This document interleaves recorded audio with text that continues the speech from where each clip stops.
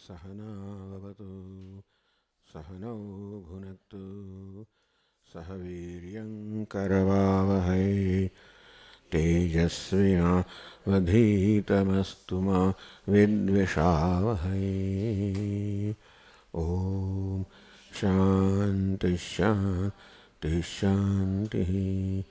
ॐ पूर्णमदः पूर्णमिदं पूर्णात् पूर्णमुदच्यते पूर्णस्य पूर्णमादाय पूर्णमेवावशिष्यते। ॐ शान्ति शान्ति शान्तिः। श्रुतिस्मृतिपुराणानाम् आलयं करुणालयं नमामि भगवत्पादं शङ्करं लोकशङ्करं शङ्करं शङ्कराचार्यं केशवं बादरायणं सूत्रभाष्यकृतौ वन्दे भगवन्तौ पुनः पुनः।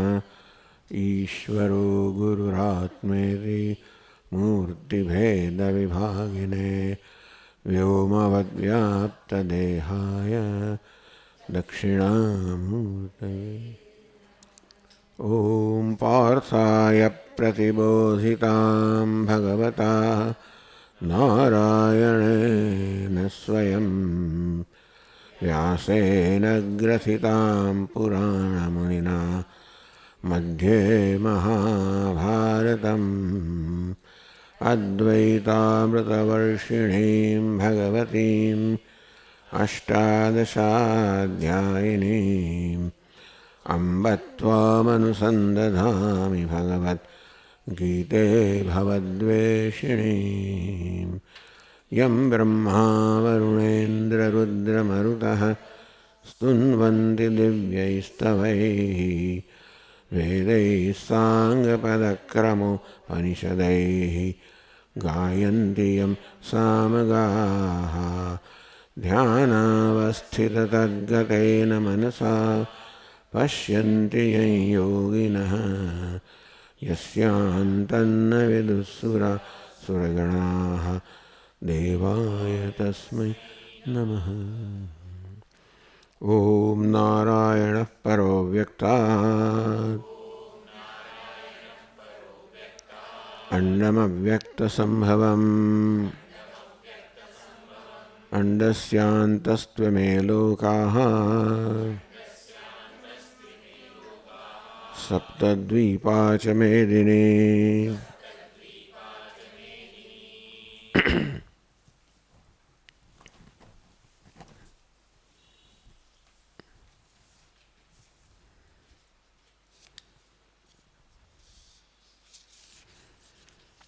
यावानर्थ उदपाने सर्वतः सम्प्लुतोदके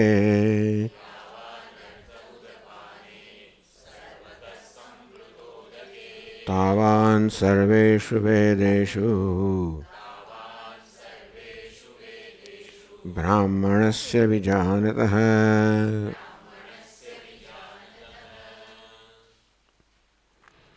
यावानर्थ उदपाने ઉદપાનમાં એક નાનકડો કૂવો હોય કે ખાડો હોય નદીના તળની અંદર જેમાંથી મર્યાદિત માત્રામાં જળ મળતું હોય એ જળથી તમે એનું પાન કરી શકો, કદાચ સ્નાન પણ કરી શકો. એમ આવા અનેક બધા ખાડાઓ નદીના તળમાં કર્યા હોય. સર્વતઃ સંપ્લુતોદકે એ નદીમાં પૂર આવે ત્યારે એમાં બધા ખાડાઓનો સમાવેશ થઈ જાય. તેવી રીતે સર્વેષુ વેદેષુ જે બધા જ કર્મ કરવામાં આવે છે, વેદમાં જેનું વિધાન કરવામાં આવ્યું છે એ બધા જ કર્મ કરવામાં આવે. દરેક કર્મ પોતાનું ફળ આપે, મર્યાદિત ફળ આપે. પ્રત્યેક કર્મ મર્યાદિત છે માટેનું ફળ પણ મર્યાદિત હોય. એટલે મર્યાદિત કર્મના ફળને પેલા નાનકડા ખાડા સાથે સરખાવવામાં આવ્યું નદીના તળની અંદર. અને સર્વેશ વેદેશુ બ્રાહ્મણસ્ય વિજાનતઃ એવા બધા અનેક કર્મથી કર્મ કરવાને કારણે મળતા નાના નાના ફળોને ભેગા કરીએ તેથી પણ વધીને બ્રાહ્મણસ્ય વિજાનત, એ બ્રાહ્મણનો અર્થ બ્રહ્મનિષ્ઠ કરવામાં આવ્યો કે બ્રહ્મનિષ્ઠ છે અર્થાત આનંદમાં નિષ્ઠ છે, જે અનંત આનંદનો ભાગી છે, અનંત આનંદમાં પ્રતિષ્ઠિત છે. એ અનંત આનંદમાં બધા નાનકડા આનંદ સમાઈ જાય. તો ભગવાન એટલા માટે જ્ઞાનની અહીંયા આગળ મહત્તા ગાય છે કે જ્ઞાનને કારણે હું આનંદ સ્વરૂપ છું. એ જ્ઞાનમાં જ્ઞાની પુરુષ નિષ્ઠ છે અને એટલા માટે કોઈ પ્રકારના પ્રયત્ન વગર જ એ આનંદનો અનુભવ કરી રહ્યો છે. યો વેદ નિહિતમ ગુહાયામ પરમે વ્યોમન સોસ્નુતે સર્વાન કામાન સા બ્રહ્મણા વિપશ્યતાયથી. તો ઇતિઓપનિષદ કહ્યું કે આ પ્રકાર જે જ્ઞાની પુરુષ છે એ બધા જ બધી જ કામનાઓને એક સાથે આનંદ લે, એટલે કે એને અનંત આનંદ પ્રાપ્ત થાય છે, જે આત્માનું સ્વરૂપ છે. એમ કરીને ભગવાન અહીંયા આગળ જ્ઞાનની પ્રશંસા કરી.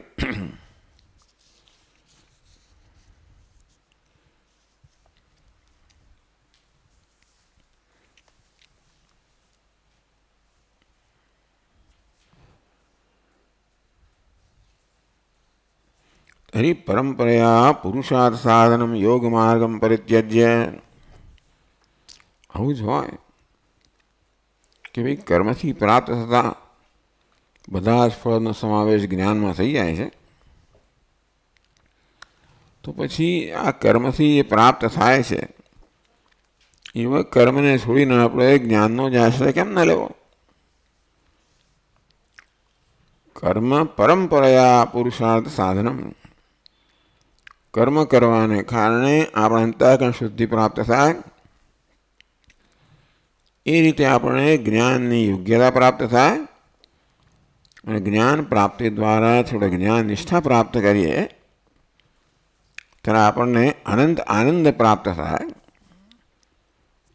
તો ભાઈ કર્મ ને પછી જ્ઞાન ને એવું બધું એવી પરંપરા શું કામ આપણે સ્વીકારવી? સીધા જ્ઞાનનો જ આપણે આશ્રય કેમ ના લઈએ? એટલે પરંપરાયા પુરુષાર્થ સાધનમ યોગ માર્ગમ. કર્મયોગ પણ મોક્ષનું સાધન છે, પણ પરંપરાયા જ્ઞાન પ્રાપ્તિ દ્વારા. કર્મયોગ જ્ઞાન પ્રાપ્તિ મોક્ષ.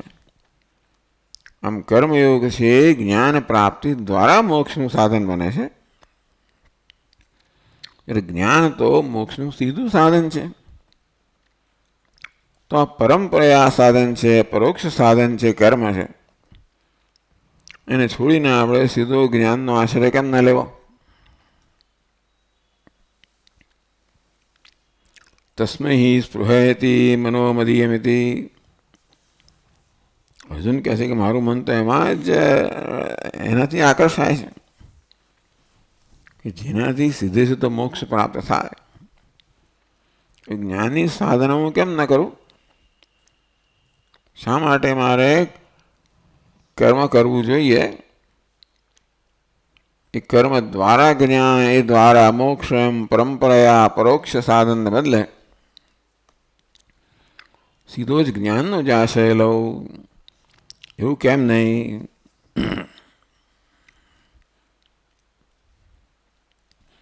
એટલે 47મા શ્લોકમાં ભગવાન કહે છે કર્મણ્યેવાધિકારસ્તે મા ફલેષુ કદાચન મા કર્મ ફલ હેતુર્ભૂ મા તે સંગોસ્ત્વ કર્મણિ.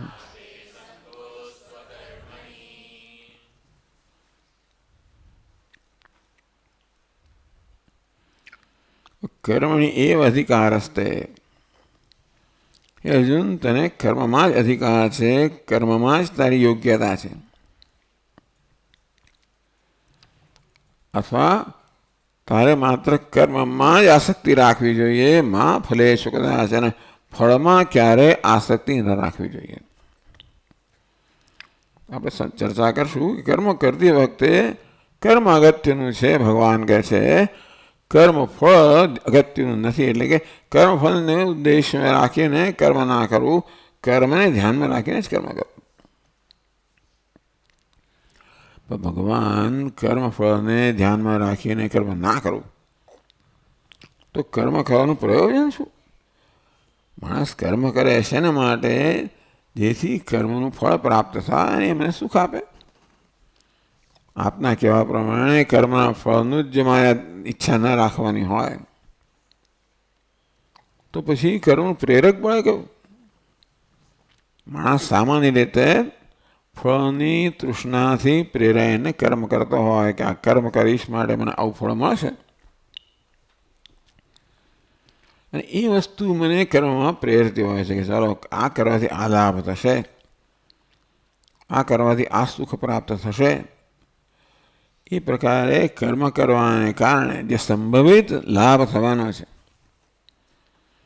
થશે કે નહીં થાય તો પછી ભગવાન જાણે, પણ આપણે કર્મ કરીએ ત્યારે જે સંભવિત લાભ છે એને ધ્યાનમાં રાખીને જ કર્મ કરતા હોઈએ છીએ કે આ કર્મ કરવાથી મને આ પ્રકારનો લાભ મળશે. એટલે કર્મ ફળ માટે ઉપયોગી છે, કર્મનો મને કોઈ ઉપયોગ નથી. કર્મનો ઉપયોગ શું છે? એ મારા માટે કર્મફળ ઉત્પન્ન કરે છે એટલો જ ને. બીજો જીવનમાં કર્મનો ઉપયોગ શું? કર્મ કરવાથી કર્મ ફળ મળે તો હું શેનો લાભ લઉં છું? તો શેનો આનંદ માણું છું? ફળનો આનંદ માણું છું, પરિણામનો આનંદ માણું છું. કર્મના પરિણામે જેમને લાભ થાય એનો આનંદ માણું છું. એટલે કર્મ તો માત્ર કર્મફળ ઉત્પન્ન કરવાનું એક સાધન માત્ર છે મારા માટે.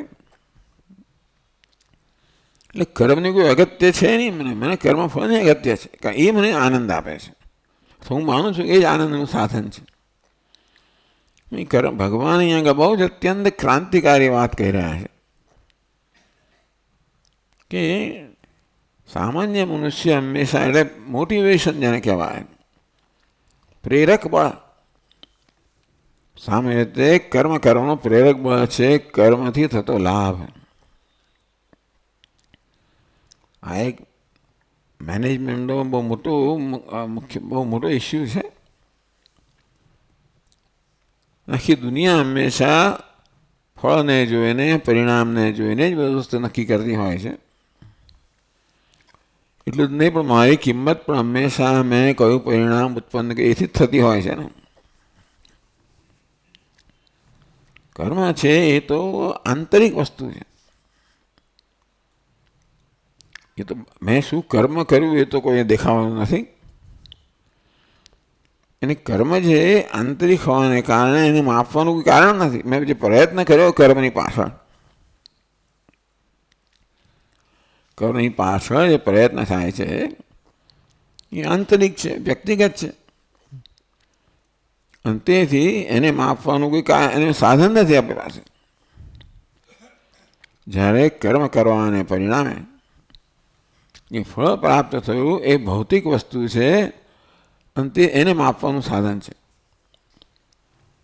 એટલે દુનિયા હંમેશા કર્મ ફળથી જ મારી કિંમત કરતી હોય છે. મેં શું પ્રયત્ન કર્યો એની કિંમત થતી નથી. પ્રયત્નના પરિણામે મેં શું ઉત્પન્ન કર્યું, પરફોર્મન્સ, એની હંમેશા કિંમત થતી હોય છે. અને એવું જ થાય, કારણ કે મેં કહ્યું તે પ્રમાણે તમે જે પ્રયત્ન કરો છો એ વ્યક્તિગત છે, માટે એને માપવાનું કોઈ સાધન જ નથી. પ્રયત્નના પરિણામે તમે જે ઉત્પન્ન કરો છો એ ઓબ્જેક્ટિવ છે, ભૌતિક છે, માપી શકાય એ વસ્તુ છે. દુનિયાભરમાં તેથી હંમેશા કર્મફળથી જ માણસને હંમેશા એની ઉપયોગિતા માપવામાં આવે છે. ભગવાન કહે છે કે બરોબર નથી. એક સરળ કારણ એ છે કે કર્મના ફળનો નિર્ણય કરવો મારા હાથમાં નથી. કર્મનો નિર્ણય કરવો મારા હાથમાં છે. કે એ હું નક્કી કરી શકું, કરવું કે ના કરવું, કરતું શક્યમ અકર્તું શક્યમ. આમ મને ભગવાને જે ફ્રી વિલ એટલે સ્વતંત્ર સંકલ્પ શક્તિ આપી છે, એનો ઉપયોગ હંમેશા કર્મ કરવું કે ના કરવું, ને કરવું તો કઈ રીતે કરવું એ નક્કી કરવામાં મારે સ્વતંત્રનો ઉપયોગ કરવાનો હોય છે. મેં જે કર્મ કર્યું શું ફળ મળશે એવું નક્કી કરી શકતો નથી. એટલે કર્મ અને કર્મફળ બેની વચ્ચે કઈ વસ્તુ મારા કાબુમાં છે? કર્મફળ મારા કાબુમાં નથી, કર્મ મારા કાબુમાં છે. એટલે ભગવાન કહે છે જે તારા કાબુમાં છે, જેનો તું નિર્ણય કરી શકે છે, એ પછી તારે તારી ઉપયોગિતા માપવી જોઈએ. એક તો દુનિયા મારી ઉપયોગિતા માપતી હોય છે, અને બીજું મારે મારી ઉપયોગિતા માપવાની હોય છે. અગત્યની વસ્તુ હું મારી જાતને કેમ માપું છું એ તો થતી હોય છે. દુનિયા કદાચ મારી કદર કરે તો પણ એ દ્વારા હું મારી કદર કરતો હોઉં છું, કારણ કે હું સીધી મારી કદર ન પણ કરું, પણ દુનિયા જ્યારે મારી કદર કરે ત્યારે એમ લાગે કે હું બરોબર છું. માણસ પોતાની જાતનો સ્વીકાર કરતો નથી સામાન્ય રીતે, અને તેથી દુનિયાના સ્વીકારની જરૂર પડતી હોય છે. એટલે જ આપણો મોટાભાગનો પ્રયત્ન દુનિયાને ખુશ કરવામાં જ જતો હોય છે.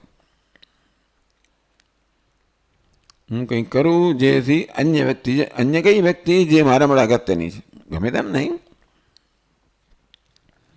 મારા પિતા હોય, મારા શિક્ષક હોય, પત્ની હોય, પતિ હોય, પુત્ર હોય, જે કોઈ મારા જીવનમાં ધી ઇમ્પોર્ટન્ટ અગત્યના વ્યક્તિઓ હોય, બહુ ઓછી, દરેકના જીવનમાં એવી કેટલીક અગત્યની વ્યક્તિઓ હોય છે જેમનો સ્વીકાર મારા માટે મહત્વનો છે. એ કોણ છે નક્કી કરી દરેકે નક્કી કરવાનું થતું હોય છે. અને તેથી નાના હોય ત્યારે મા બાપ મહત્વના છે, અને એ ખુશ થાય તો હું ખુશ થયું, મને લાગે બસ હું બરાબર છું. સ્કૂલમાં શિક્ષક મહત્વના છે, એ ખુશ થાય તો મને લાગે હું બરાબર છું. પછી મારા સાહેબ અગત્યના છે, એ ખુશ થાય તો મને એમ લાગે કે વગેરે વગેરે. આમ જીવનમાં મારી જાતને ક્યારે હું સ્વીકારું, મારા જીવનમાં જે મહત્વની વ્યક્તિ કે વ્યક્તિઓ છે એમનો સ્વીકાર પ્રાપ્ત થાય ત્યારે. તેથી હંમેશા હું એ લોકો જે મારા માટે મહત્વના છે એ કેમ મારાથી ખુશ થાય એ પ્રકારનો જ પ્રયત્ન કરતો હોઉં છું. એટલે એ ક્યારે ખુશ થાય? હું જે પ્રયત્ન કરું છું એ તો કોઈ રીતે માપી શકાય એમ છે નહીં, પણ મારા પ્રયત્નના પરિણામે શું ફળ મળ્યું, એ શું અસર ઉત્પન્ન થઈ, એ માપી શકાય વસ્તુ છે. એટલે દુનિયાને ખુશ કરવા માટે હું એ પ્રકારે કર્મ કરું કે એવું કર્મ કરું જેથી એનું સારામાં સારું ફળ મળે, તે દુનિયા ખુશ થાય, મને શાબાશી આપે, મારો સ્વીકાર થાય, આ રીતે હું સફળ થઉં. આ મારી સફળતાની વ્યાખ્યા છે. એટલે કર્મફળ મહત્વનું એટલા માટે છે કે કર્મફળ એક માપી શકાય એ વસ્તુ છે, ક્વોન્ટિફાયેબલ, અને તેથી દુનિયા પણ મને મારી કિંમત હંમેશા અમે શું ઉત્પન્ન કર્યું એનાથી જ કરતી હોય છે. એ પાછળ શું પ્રયત્ન રેડ્યો એ મહત્વનું હોતું નથી. તમારો પગાર કેટલો છે, તમારો બેંક બેલેન્સ કેટલું છે, તમારું ફલણ, આ બધી માપી શકાય વસ્તુઓ છે, એ જ લોકો પૂછવાના ને. અને તેથી મારે હંમેશા મારી જાતની એ રીતે જ માપવી પડે કે ભાઈ દુનિયા મને પૂછે તો મારે શું ઉત્તર આપવાનો છે. આપણે હિન્દુસ્તાનના ટ્રેનમાં મુસાફરી તોય માણસ પૂછે કેટલો પગાર મળે છે. સીધું એકદમ વ્યક્તિગત વસ્તુ સીધી જ પૂછી નાખે. મારે એનો શું મારો પગાર કહેવાનો હોય, પછી કોઈ 25,000 મળે છે કહી દઉં, ભલે 17,000 મળતો હોય,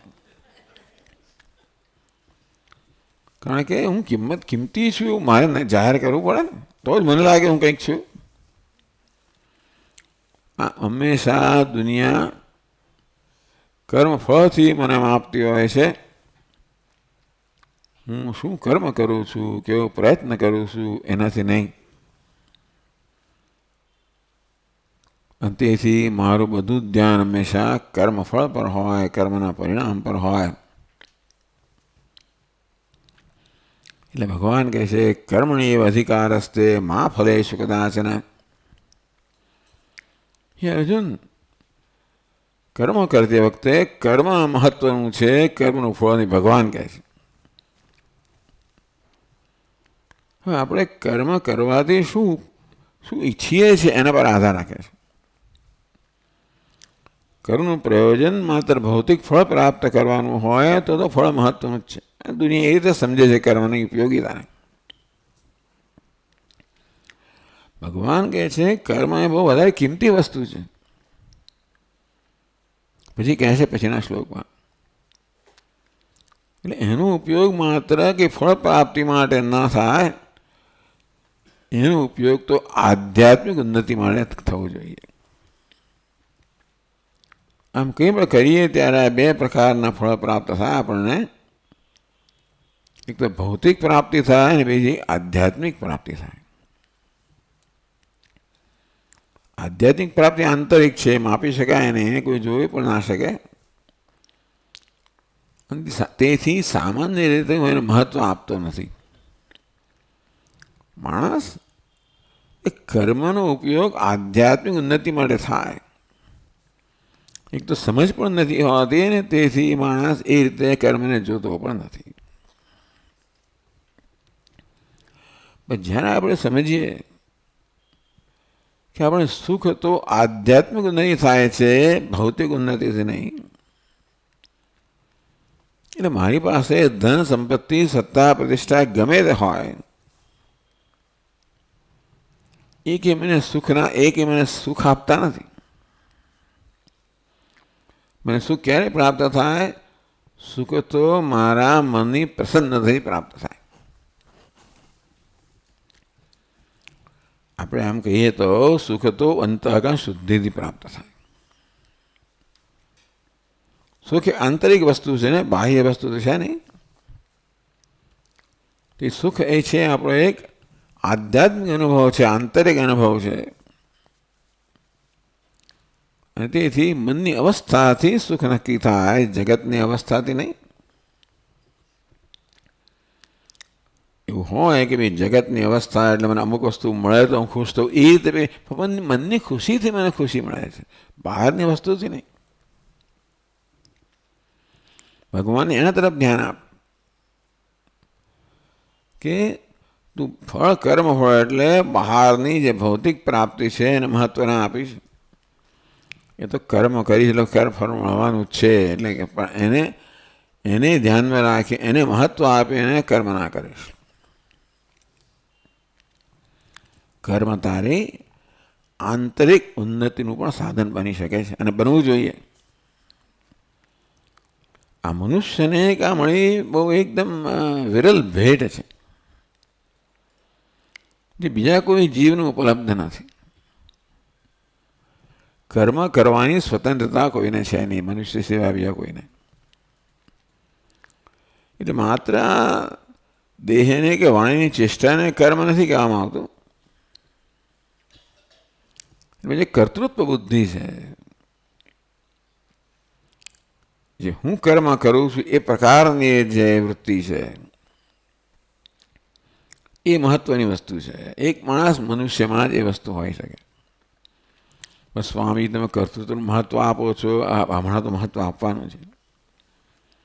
એક સમય એવો આવશે જ્યારે આપણે કર્તૃત્વમાંથી મુક્ત થવાનું છે, પહેલેથી નહીં થઈ જવાનું. હું સ્વામી અકર્તાના ભાવથી કર્મ કોઈ કરી જ ના શકે. આ માણસોમાં સમજ જ નથી. આ કરતા ભાવથી કર્મ કરવાનું કેવી રીતે થાય? કર્મ કરવું, કર્મ કરનાર શું, એ પ્રકારની વૃત્તિઓ કર્મ થાય જ કેવી રીતે? અકર્તા ભાવથી સાક્ષી ભાવ, કશું ના થાય. સાક્ષી ભાવ શું થાય? લોકો કંઈ સમજતા નહીં. આવો ઉપદેશ પણ કરે છે ને, બીજા લોકો માને પણ છે ને, જે પ્રયત્ન કરતા હોય ભગવાન જાણે.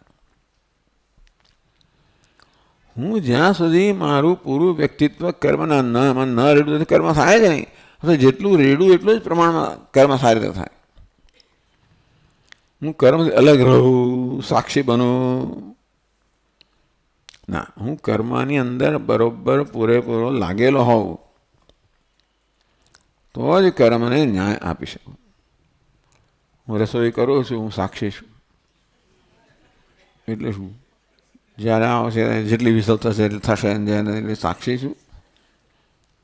મસાલો નાખ્યો કે નહીં, સાક્ષી છું. અરે સાક્ષી કશું ના થાય. આ તો દૃષ્ટાંત આપું છું. કોઈ પણ કર્મમાં સાક્ષી શું કરે? કર્મ કરનાર કર્તાએ બધું કરે. લોકોને કર્તૃત્વ બુદ્ધિ માટે બહુ તકલીફ છે. એટલે કર્તૃત્વ બુદ્ધિ જોઈએ, પહેલાં કર્મ તો કરો. એ કર્તૃત્વ બુદ્ધિથી મુક્ત થવામાં પહેલાં કર્તૃત્વને આપણે સુધારવાનું છે. એ ભગવાન કહી રહ્યા છે. તું કર્મ કરતી વખતે ફળની ઈચ્છાથી કર્મ કરીશ તો એ રાજસ કર્તૃત્વ હશે. રાજસ કર્તૃત્વ હશે. એ જ કર્મ તું કર ફળની ઈચ્છા વગર કરીશ તો કર્તૃત્વ હોય એ સેવા તો કર્મ થાય જ નહીં. એટલે કર્મ યોગીમાં પણ કર્તૃત્વ હોય જ. અકર્તા ભાવથી ભગવાન કરતા હશે, બાકી કોઈ કરી ના શકે. અકર્તા ભાવથી એ તો એની જાતે થતો હોય ત્યારે. એ જ્ઞાનનો સવાલ છે, કર્મનો સવાલ નથી. અંતેથી પહેલાં આપણે કર્તૃત્વને સુધારવાનું છે, પછી મુક્ત થવાનું છે. કશી વસ્તુથી મુક્ત ક્યારે થઈએ એ આપણને મુક્ત કરવા તૈયાર હોય ત્યારે. એ કર્તૃત્વ મને છોડવાની સ્વતંત્રતા આપે ત્યારે છોડી શકું, બાકી છૂટે જ નહીં મારાથી. મને કશી વસ્તુ ભગવાન એમ કહે, અર્જુન તને કર્મ છોડવાની સ્વતંત્રતા ક્યાં છે? હું નહીં કરું, તું નહીં કરું તો જંગલમાં ઝાડ કાપે છે, કશું કરવાનું જ છું. પ્રકૃતિ સ્વામ નિયોગ છે, એ તારો સ્વભાવ જ તને નિયુક્ત કરશે. એટલે કર્મ છોડવાની સ્વતંત્રતા જ નથી આપણને. આ ના કરવું કેવાય એને બીજું કંઈક કરીશ, માખી મારીશ, કશુંક તો કરીશ જ તું. જે કરવાનું છે નહીં કરવાનું, કશુંક તો કર્યા જ કરવાનું છે. કારણ માણસમાં એમ તો શાંત બેસવાનું જ નથી. હું નહીં કરું, ના કરીશ બાપા, પણ કશુંક તો કરવાનું જ છે. તો જે કરવાનું છે એને વધાવી લે. ચાલો, પણ ટૂંકમાં વસ્તુ એ છે કે કર્મ કરવા દ્વારા ધીમે ધીમે કર્મના બંધનથી મુક્ત થવાનું છે. કર્મ છોડી દેવાથી કર્મના બંધનથી મુક્ત ના થાય. કર્મનું બંધન કર્મમાં નથી. કર્મને બાંધતું નથી. કર્મ કરતી વખતે કયા પ્રકારની મારી વૃત્તિ છે, ભાવના છે, સમજ છે, એ વસ્તુ મને બાંધે કે છોડે. એટલે ભગવાન કર્મ છોડવા નથી કહેતા, કઈ ભાવનાથી કર્મ કરવું એનો ઉપદેશ કરે છે. આવશે આગળ. અહીંયા પણ કહ્યું, એમની ભાષામાં કહ્યું, કર્મણ્યેવાધિકારસ્તે મા ફલેષુ કદાચન. એટલે કે કર્મ તારો અધિકાર છે, ફળમાં અધિકાર નથી. પૂજ્ય સ્વામી ભાષામાં you are free two act. તને કર્મ કરવાની સ્વતંત્રતા છે, ફળનો નિર્ણય કરવાની તને સ્વતંત્રતા નથી. એ ભગવાન કે એ નિર્ણય હું કરું છું. કર્મ કરવાની તને સ્વતંત્રતા મળે, એનો સદુપયોગ કર. અને ફળ નક્કી કરવાની એ સ્વતંત્ર મારા પર છોડ. એટલે એની ચિંતા ના કરીશ. કર્મણ્યેવાધિકારસ્તે મા ફલેષુ કદાચન મા કર્મફલ હેતુર્ભુઃ. કર્મફળની ઈચ્છાથી કર્મ કરીશ તો કર્મફળનો હેતુ બનશે, તું કારણ બનશે. અર્થાત કર્મ ઉત્પન્ન કરવાનું તું કારણ બનશે. જો કર્મફળની ઈચ્છાથી કર્મ કરશે તો. માટે ભગવાન કે કર્મ એ તને મળેલી મહાન ભેટ છે. એક મનુષ્યને જ આ ભેટ મળેલી છે અને પ્રત્યેક ક્ષણે કંઈ નહીં કરતા હોઈએ છીએ આપણે. એ કર્મને કેવી રીતે મોક્ષનું સાધન બનાવવું, મુક્તિનું સાધન બનાવવું, આધ્યાત્મિક ઉન્નતિનું સાધન બનાવવું અથવા અંતઃકરણ શુદ્ધિનું સાધન બનાવવું, એ આપણે કરવાનું છે. કર્મથી અંતઃકરણ શુદ્ધિ ના થાય, આપણે કર્મ આપણને એ ભાવના છે એ જાળવવાની તક આપે છે. કર્મ કરતી વખતે મને આવી જાતની સ્વતંત્રતા હોય છે પસંદગી કરવાની કે મારે સ્વાર્થ ભાવે કરવું કે નિસ્વાર્થ ભાવે કરવું, મારે કન્ઝ્યુમર બનવું કે કન્ટ્રીબ્યુટર બનવું, મારે ભોગતા બનવું કે દાતા બનવું. આમ કર્મનો ઉપયોગ ભોગવવા માટે કરવો કે પછી કર્મનો ઉપયોગ દાતા માટે કરવો, ઉપયોગી બનવા માટે કરવો. આ બંને પ્રકારની તક મને છે અને બહુ મોટો ભેદ છે. કર્મ મારી વ્યક્તિગત ઈચ્છાથી કરવું કે વ્યક્તિગત ભોગની ઈચ્છાથી કરવું, વ્યક્તિગત લાભની ઈચ્છાથી કરવું, તો એ બંધન કરનારું છે. કર્મની આ પ્રકારની વૃત્તિ બંધન કરનારી છે. અને કર્મ દ્વારા ઉપયોગી બનવાની ભાવનાથી કરું તો એ ભાવના મને મુક્ત કરનારી છે. કર્મને બંધન કરનારું કહ્યું તો બંધન કર્મ નથી કરતું, પણ કર્મ કરવા આપણે જેવા તૈયાર થઈએ અને આપણે અંદર જે વૃત્તિ હોય એ તરત જ બહાર આવે અને મોટે કે સ્વાર્થ વૃત્તિ બહાર આવે, મારું શું, મને શું મળશે. એ વૃત્તિને આપણે જો મહત્વ આપીએ,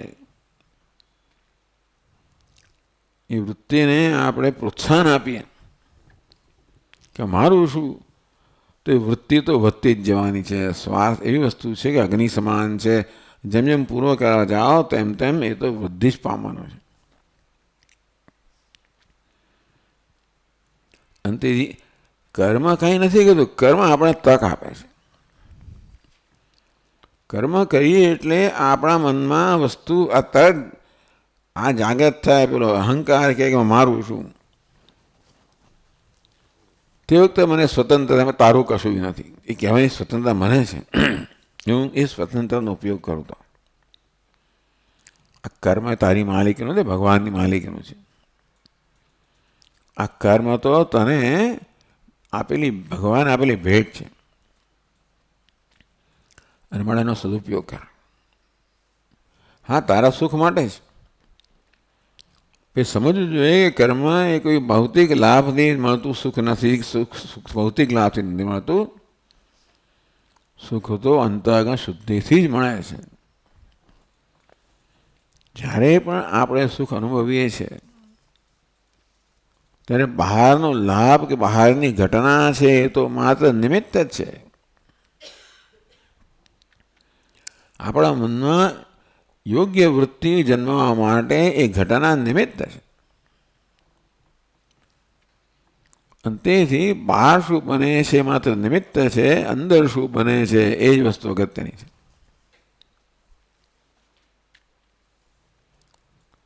અને એક વધારે વસ્તુ પણ કહી દઉં કે એ તો પુણ્ય કર્મ આપણું પાકે ત્યારે આપણામાં આવી ભાવના જન્મે, નહીં તો ના જન્મે. તો આપણે એ પ્રકારે આંતરિક સુખના ભાગી બનીએ. એટલે ભગવાને બહુ સીધો સાદો નિયમ સરસ વસ્તુ કહી. કર્મ કરે ત્યારે સામાન્ય રીતે કર્મના ફળ પર તારું ધ્યાન હોય છે. કર્મના ફળને વધારેમાં વધારે વૃદ્ધિ કરવા માટે કે કોઈક એને સંતોષનું સાધન બનાવવા કર્મ કરતો હોય છે તો કે એમ ના કરીશ. હે અર્જુન, કર્મને તારા સંતોષનું સાધન બનાવો, કર્મ ફળ તો એની જાતે આવશે. કર્મ કરવાનો પ્રારંભ કરીએ ત્યારે સુખ તો જોઈએ જ છે, પણ કઈ વસ્તુ તારા સુખનું સાધન બને? કર્મફળ તારા સુખનું સાધન બને કે કર્મ તારા સુખનું સાધન બને? કર્મફળ તારા સુખનું સાધન બનાવીશ તો હંમેશા પરતંત્ર છે, કારણ કે કર્મફળ નિશ્ચય તું નથી કરી શકતો. કર્મ વર્તમાનમાં છે, કર્મફળ ભવિષ્યમાં છે. એટલે કર્મફળ પર આપણે આધાર રાખીએ તો પહેલાં તો એક વસ્તુ આપણે નક્કી કરી શકતા નથી, જે ભવિષ્યમાં છે તે વર્તમાનમાં સુખ મળતું હોય તો શા માટે સુખને ભવિષ્ય પર આપણે મુલતવી રાખવું?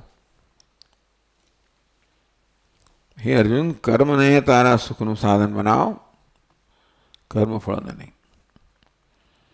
મહારાજ, કર્મ તો કરીએ મોટું પરિશ્રમ કરો, એમાંથી સુખ ક્યાંથી મળવાનું? કર્મમાં તો પરિશ્રમ કરવો પડે, એમાંથી સુખ શું મળે?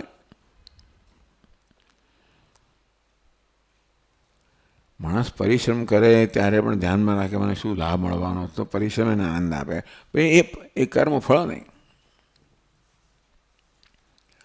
પરિશ્રમ કરે ત્યારે મનમાં આ પ્રકારની ભાવના જાગૃત કર કે આ કર્મથી ભગવાન ખુશ થાય, ઈશ્વર પ્રસન્ન થાય.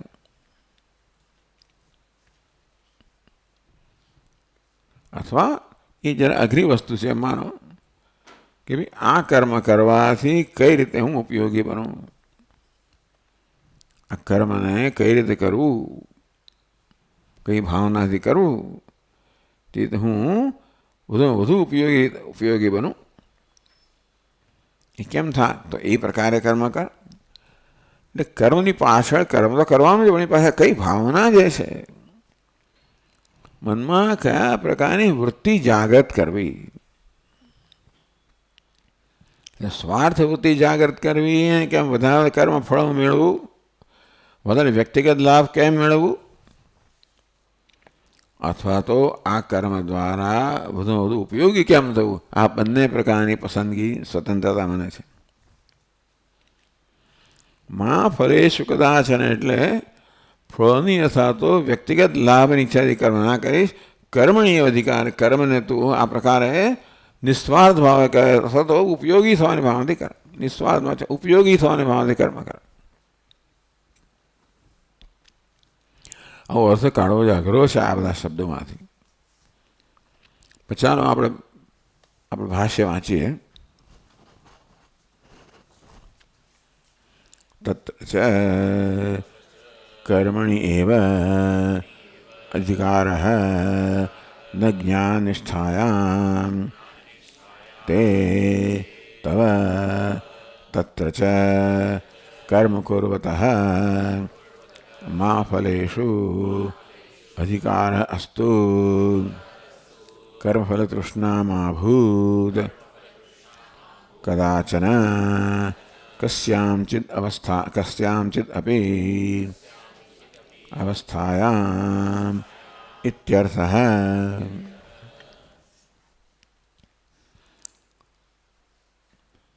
એટલે આગળ કહ્યું કે કર્મ અધિકૃતેન ખૂબ તળાગાત્મ સ્થાનીય કર્મ કર્તવ્ય. આ જ્ઞાન તો છે ને એ તો મહાપૂર સમાન છે, એટલું સુખ આપનારું છે. કર્મ તો એક નાના પેલા ખાડામાં છે એટલું સુખ આપનારું છે. એ શું કામ કરવું? તો કે નહીં, એવું હોય તો એ કર્મ કર. એટલે કહે છે કે કર્મ અધિકૃત ખૂબ તળાગાદિ અર્થસ્થાને કર્મ કર્તવ્યમ.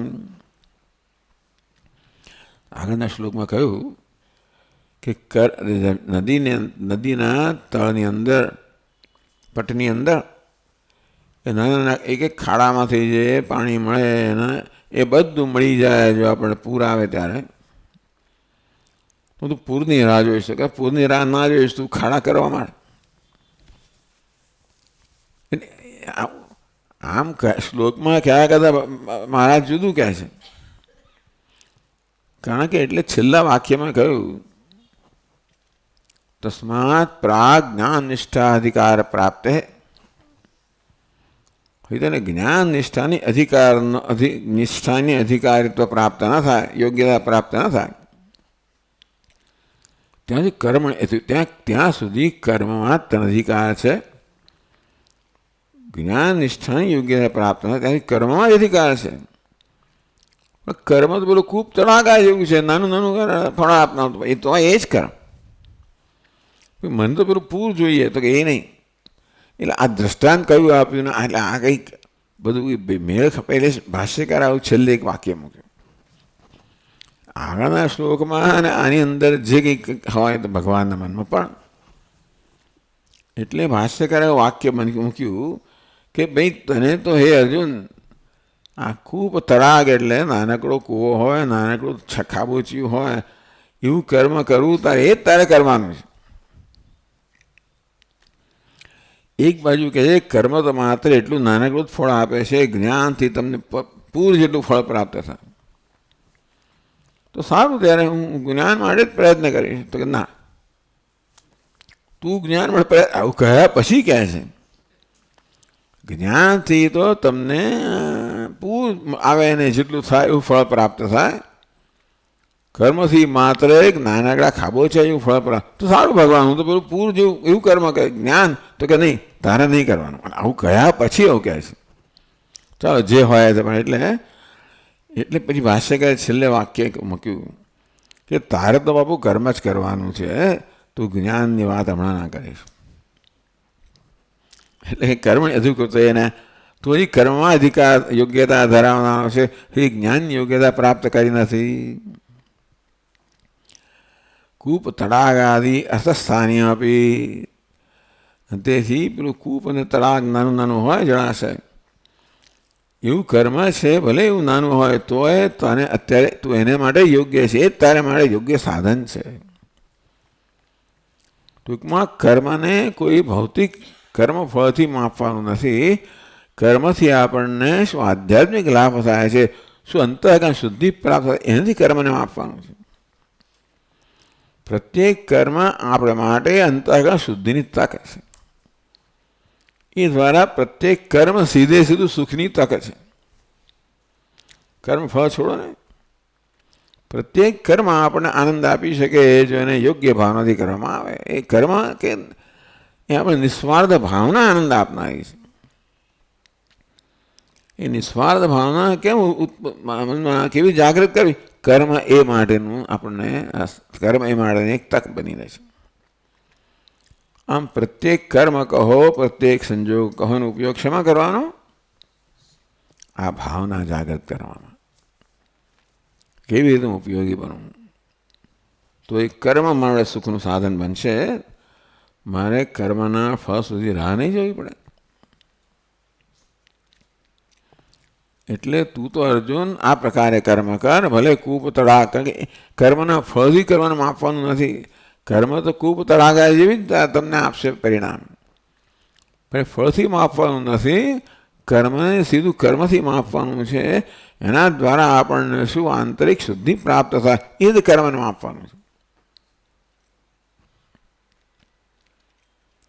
કર્મણી તો અધિકાર હે, એ તને કર્મમાં જ અધિકાર છે. અહીંયા તો કહે છે ન જ્ઞાન નિષ્ઠાયા કર્મણી એવ કર્મમાં જ, કર્મમાં જ તારો અધિકાર છે, કર્મમાં જ તારી યોગ્યતા છે. અહીંયા અધિકાર નથી, યોગ્યતા કરવાનો. અધિકાર શબ્દના બીજા અર્થો પણ થઈ શકે. જ્યારે ભાષ્યકાર ન જ્ઞાન નિષ્ઠાયામ કહે છે કે જ્ઞાન નિષ્ઠામાં તારો અધિકાર નથી, કર્મમાં અધિકાર, એટલે કર્મની અત્યારે તો યોગ્યતા ધરાવે છે, જ્ઞાન નિષ્ઠાની યોગ્યતા ધરાવતો નથી. એટલે અર્જુને સંબોધીને કહે છે કે અર્જુન, અત્યારે તારા મનની જે પ્રકારની સ્થિતિ છે, હજી મનમાં રાગ દ્વેષ છે, એ કામ ક્રોધ છે, ત્યાં સુધી હજી તું જ્ઞાન માટે તૈયાર થયો નથી. દરેકને શ્રેષ્ઠ વસ્તુ પસંદ કરવાની સ્વતંત્રતા છે. અને આમ જો એટલે આપણે સૈદ્ધાંતિક રીતે તો જ્ઞાન કર્મ કરતાં શ્રેષ્ઠ છે, બરાબર.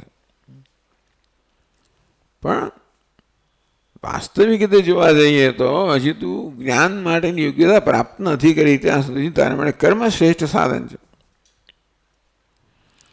કર્મણી એવ અધિકારસ્તે, તારો અધિકાર કહો, તારી યોગ્યતા કહો કર્મમાં જ છે, તો શેમાં નથી? એવકાર કહ્યો કર્મમાં જ છે. એટલે ભાષ્યકાર કહે છે ન જ્ઞાન નિષ્ઠાયામ. હવે એમ પણ કહી શકાય કે ન કર્મ ફલેશું, કર્મફળમાં એવું એ કહી શક્યા હોત. તો હવે મહારાજ આવું કહ્યું છે, તને કર્મ અધિકાર છે, કર્મની શ્રેષ્ઠતા છે, કર્મ માટેની સ્વતંત્રતા છે, કર્મ ફળ માટેની ના ફલે શું? કર્મ ફળ માટેની સ્વતંત્રતા નથી. એ સીધો સાદો નિયમ છે ને.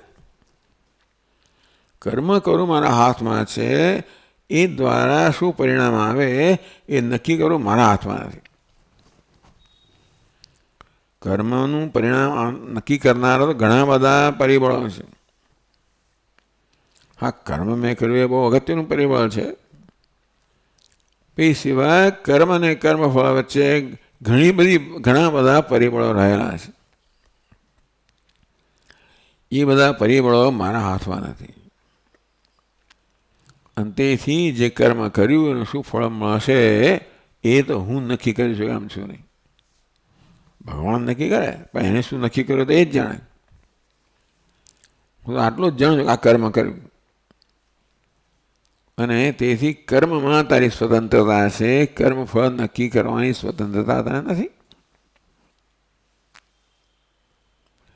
એવું એનો સીધો અર્થ થાય. પછી તો કહે છે કર્મ નિષ્ઠામાં તારો અધિકાર છે, જ્ઞાન નિષ્ઠામાં. ચાલો ભાઈ, એ પણ સ્વીકારીએ. પણ કર્મણી અધિકાર હસ્તે નતું ફલે અધિકાર. ફળમાં તને અધિકાર નથી, કર્મમાં અધિકાર છે.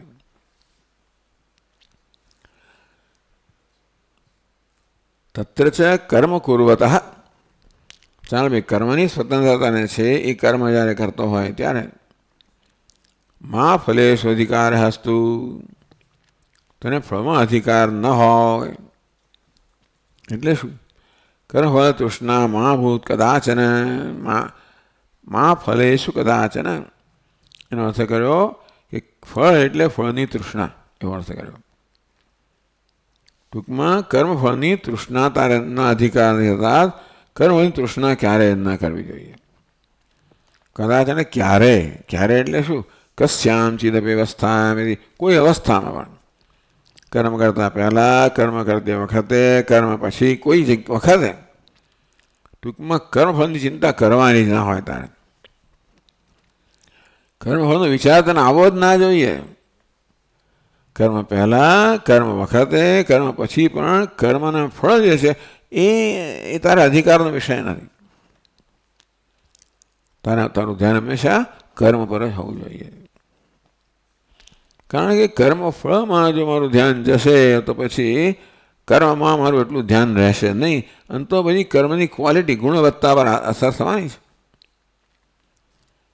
કશું કરતી વખતે આપણું પૂરેપૂરું ધ્યાન એમાં હોય તો જ આપણે એને ઉત્તમ ન્યાય આપી શકીએ. આપણું ધ્યાન, આપણે બેધ્યાન થઈ જઈએ, કર્મ કરતા બીજી વસ્તુનો વિચાર કરતા જઈએ તો કર્મને યોગ્ય અધિકાર મળે નહીં, એટલે યોગ્ય ન્યાય મળે નહીં. તો જે કરતા હોઈએ એમાં જ આપણું પૂરેપૂરું ધ્યાન હોય, તો જ આપણે એને ન્યાય આપી શકીએ. એટલે કર્મ કરતી વખતે સામાન્ય રીતે માણસ ભાઈ મને મળશે શું એ વિચાર કરતો હોય.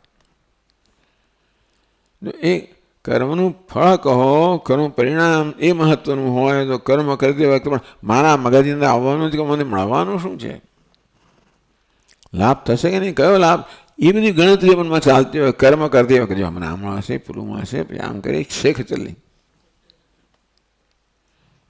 છોટે એનું ગાબડો શું છે પેલું પડી જ જવાનો છે. એટલે કર્મ કરતી વખતે તારું પૂરેપૂરું ધ્યાન કર્મમાં જ હોવું જોઈએ. કર્મફળ એ તારા મનના ચિંતનનો વિષય ના હોવો જોઈએ. એનું કારણ બહુ સરળ છે કે કર્મફળનો નિર્ણય તો કરી શકવાનો જ નથી, એ તારા હાથમાં જ નથી. ભગવાન કે તો મારા હાથમાં છે, કર્મ કરશે એટલે ફળ તો મળવાનું જ છે. અને માટે તું એટલો વિશ્વાસ રાખજે. કે કર્મ કરીશ એટલે એને યોગ્ય ફળ મળે. એમાં કામ મારું છે ભગવાન કે. કર્મ સાધન છે, કર્મફળ સાધ્ય છે. સાધન સાધ્યનો સંબંધ ભગવાન હું જ જાણું, તું નથી જાણતો.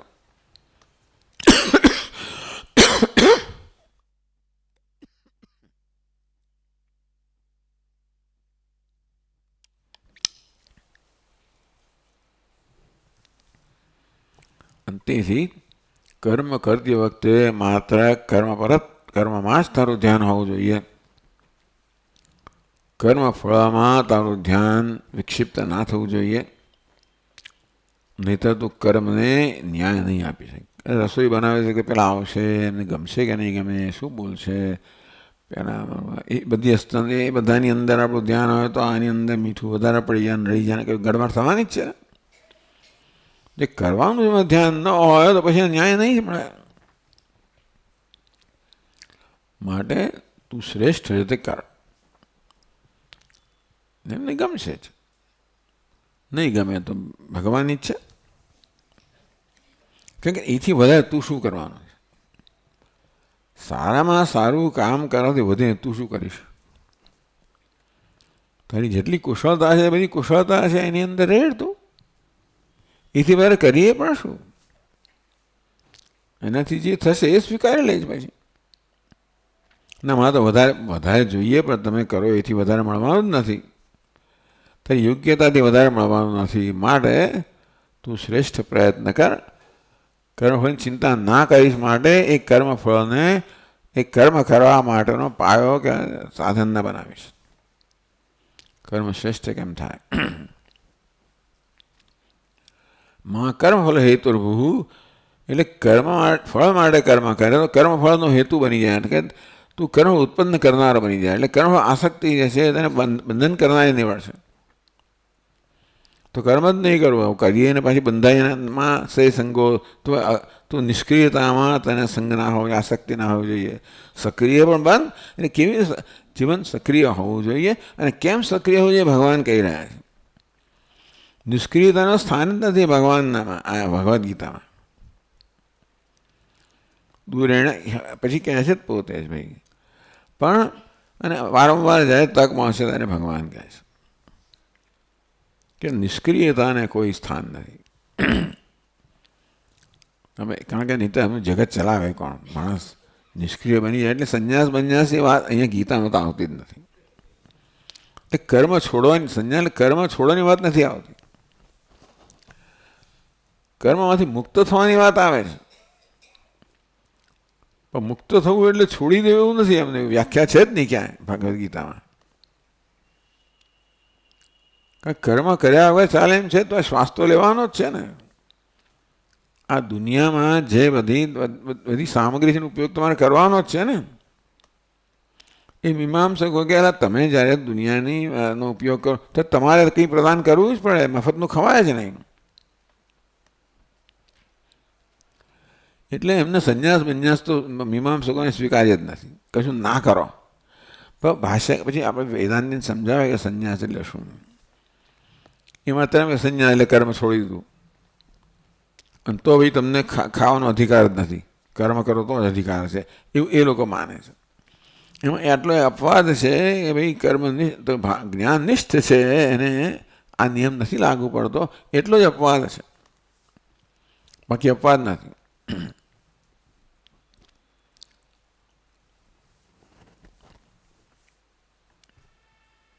પછી કહે છે આગળ, યદા કર્મફલે તૃષ્ણા તે સ્યાદ તદા કર્મફલ પ્રાપ્તે હેતુ સ્યાહ એવં મા કર્મફલ હેતુર્ભૂ.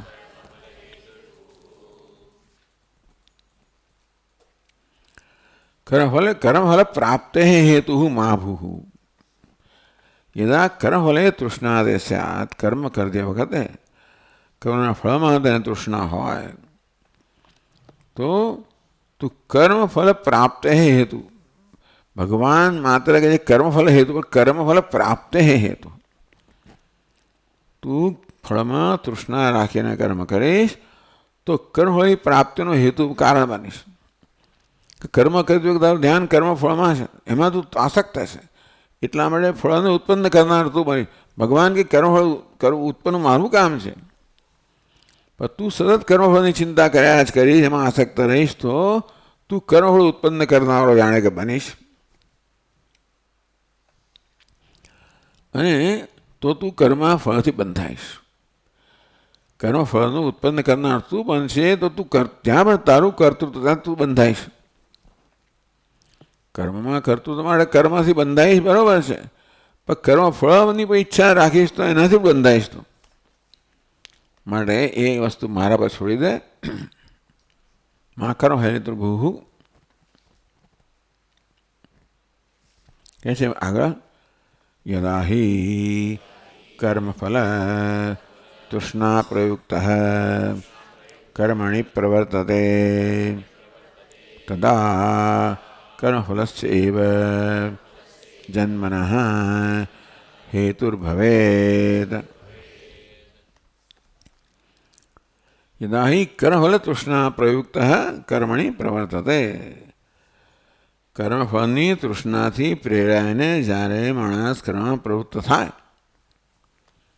ત્યારે કર્મફલ તું કર્મફળના જન્મનો હેતુ બને. ટૂંકમાં કર્મફળની તૃષ્ણાથી પ્રેરణ કર્મ કરશે તો કર્મફળ ઉત્પન્ન કરનાર તું બનીશ. એટલે તું જાણે કે કર્મ ઉત્પન્ન કરનારો બનીશ. આમ ભગવાન જ કરતો હોય છે, અને તેથી કર્મફળની જવાબદારી તારી બની જશે. એ કર્મ તને બંધન કરનારું બનશે. તું કર્મની જવાબદારી લે, પણ કર્મફળની જવાબદારી ના લઈશ. માટે કર્મફળની તૃષ્ણા રાખે તો કર્મફળની જવાબદારી લેનારો થાય. ભગવાન કહે છે કર્મફળની તૃષ્ણા ના રાખીશ, તું કર્મની તૃષ્ણા રાખ. કશીક તૃષ્ણા તો હોય જ, ક્યાંક તો આસક્તિ હોય. હજી આગળ એવો સમય આવશે કે આસક્તિ મુક્ત થશે, આસક્તિ હોય જ. ભગવાન ક્યાં આસક્તિ કરવી? કર્મમાં આસક્તિ કર, કર્મફળમાં નહીં. ચાલો કર્મ આસક્તિ કર, હા કર્તૃત્વ તો કર્તૃત્વ છે જ. કરતા ભાવે કોઈ કર્મ કરી શકે નહીં, કર્તૃત્વ હોય જ. પણ જ્યાં નિસ્વાર્થ એ સાત્વિક કર્તૃત્વ બને. જ્યારે ફળની આશાથી કર્મ કરનાર એ રાજસિક કર્તૃત્વ બને. રાજસિક કે રાજસ એ કર્તૃત્વ બને. માટે એવું કર્તૃત્વ નહીં, તું સાત્વિક કરતા બન.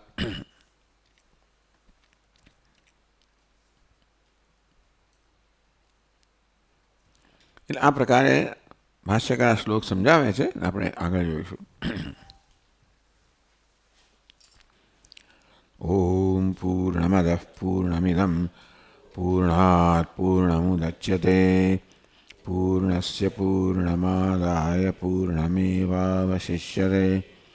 ઓમ શાંતિ શાંતિ શાંતિ. શંકરં શંકરાચાર્યં કેશવં બાદરાયણં સૂત્રભાષ્યકૃતૌ વંદે ભગવन्तौ પુનઃ પુનઃ.